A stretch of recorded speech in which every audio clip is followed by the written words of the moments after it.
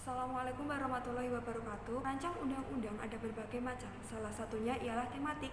Apa itu tematik? Model tematik ini menetapkan setiap topik utama, menampilkan masalah yang relevan pada topik yang dituju.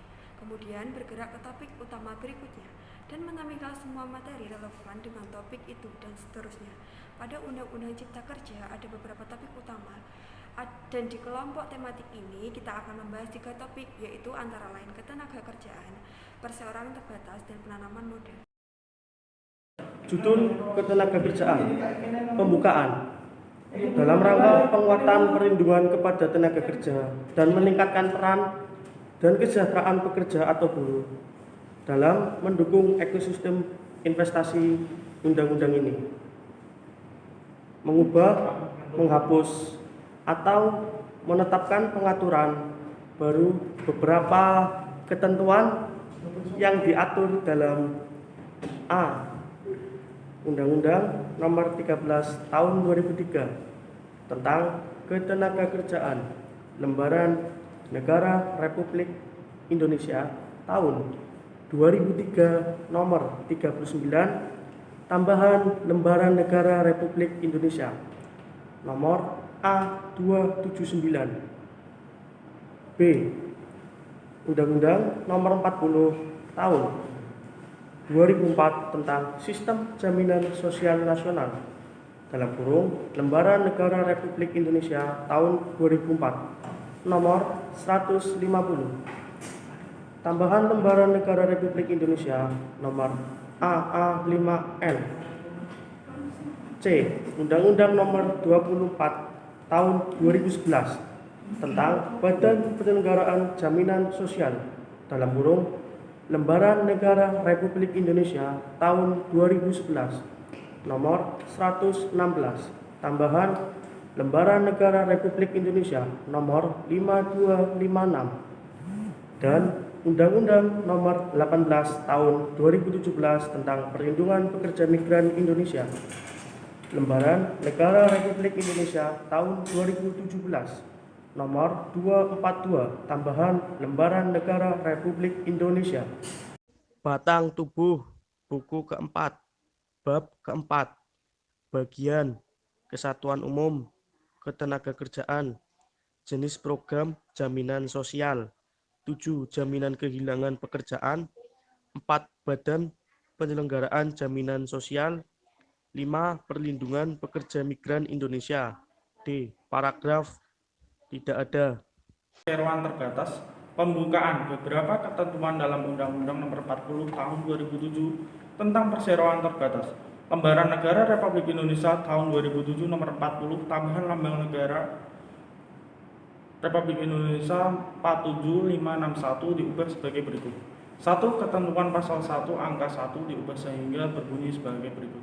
Pasal 1. Dalam undang-undang ini yang dimaksud dengan perseroan terbatas yang selanjutnya disebut perseroan adalah badan hukum yang merupakan persekutuan modal didirikan berdasarkan perjanjian melakukan kegiatan usaha dengan modal dasar yang seluruhnya terbagi dalam saham atau badan hukum. Perseorangan yang memenuhi kriteria usaha mikro dan kecil sebagaimana diatur dalam peraturan perundang-undangan mengenai usaha mikro dan kecil. Pasal 2. Organ perseroan adalah rapat umum pemegang saham, direksi, dan dewan komisaris. Pasal 3. Tanggung jawab sosial dan lingkungan adalah komitmen perseroan untuk berperan serta dalam pembangunan ekonomi berkelanjutan guna meningkatkan kualitas kehidupan dan lingkungan yang bermanfaat baik bagi perseroan sendiri, komunitas tempat maupun masyarakat pada umumnya. Pasal 4. Rapat umum pemegang saham yang selanjutnya disebut RUPS adalah organ perseroan yang mempunyai wewenang yang tidak diberikan kepada. Pasal 5. Direksi atau dewan komisaris dalam batas yang ditentukan dalam undang-undang ini dan atau anggaran dasar. Pasal 5. Direksi atau dewan komisaris dalam batas yang ditentukan dalam undang-undang ini dan atau anggaran dasar.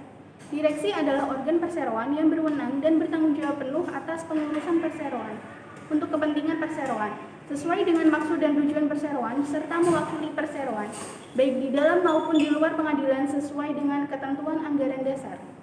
Pasal 6. Dewan Komisaris adalah organ perseroan yang bertugas melakukan pengawasan secara umum dan atau khusus sesuai dengan anggaran dasar serta memberi nasihat kepada direksi. Pasal 7, perseroan terbuka adalah perseroan publik atau perseroan yang melakukan penawaran umum saham sesuai dengan ketentuan peraturan perundang-undangan di bidang pasar modal.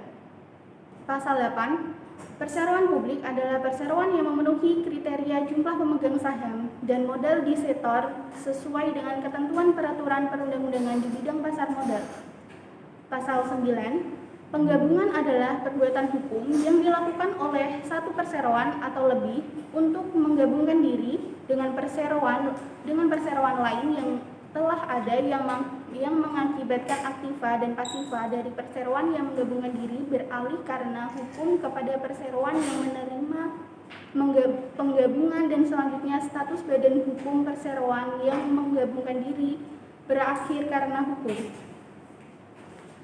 Pasal 10, peleburan adalah perbuatan hukum yang dilakukan oleh dua perseroan atau lebih untuk meleburkan diri dengan cara mendirikan satu perseroan baru yang karena hukum memperoleh aktiva dan pasiva dari perseroan yang meleburkan diri dan status badan hukum perseroan yang meleburkan diri berakhir karena hukum. Batang tubuh buku perseroan terbatas. Bab perseroan terbatas. Bagian-bagian kelima dari kemudian berusaha. D. Paragraf. E. Penutup. Judul penanaman modal. Pembukaan. Pasal 12 ayat 1.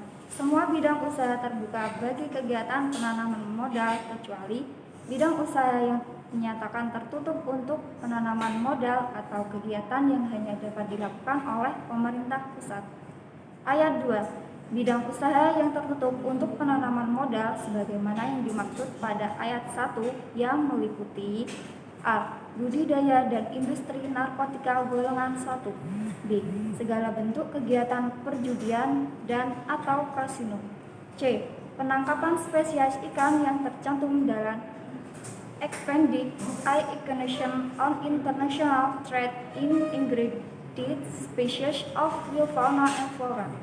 D. Pemanfaatan atau pengambilan koral dan pemanfaatan atau pengambilan karang dari alam yang digunakan untuk bahan bangunan, kapur, kalsium, akuarium, dan souvenir atau perhiasan, serta koral hidup atau koral mati. E. Industri pembuatan senjata kimia. F. Industri bahan kimia, industri bahan perusak lapisan ozon. Dan selanjutnya batang tubuh. A. Buku penanaman modal. B. Bab penanaman modal. C. Bagian 1. Bagian kelima penyederhanaan persyaratan investasi pada sektor tertentu. D. Paragraf 2. 1. Pasal umum pasal 76. 2. Penanaman modal pasal 77. 3. Perbankan pasal 78. 4. Perbankan syariah pasal 79. E. Penutup. Nah, kesimpulannya dari perencanaan Undang-Undang Cipta Kerja di atas. Nah, di sini kenapa anggota kelompok saya menjelaskan per bab atau per tema? Karena kita menggunakan metode tematik, yakni pengelompokan undang-undang berdasarkan tema. Yakni seperti yang kita ambil, yang pertama adalah ketenagakerjaan, yang kedua adalah perseroan terbatas, dan ketiga adalah penanaman modal. Kita mengelompokkannya sesuai tema masing-masing. Jadi tetap teratur dan tidak tercampur-campur tema satu ke tema yang lain, sehingga lebih memudahkan untuk memahami dari undang-undang yang akan disahkan. Baik, itu saja yang dapat saya sampaikan. Apabila ada tutur kata yang kurang berkenan, kami mohon maaf. Karena tidak ada manusia yang sempurna, melainkan Tuhan semata. Wassalamualaikum warahmatullahi wabarakatuh.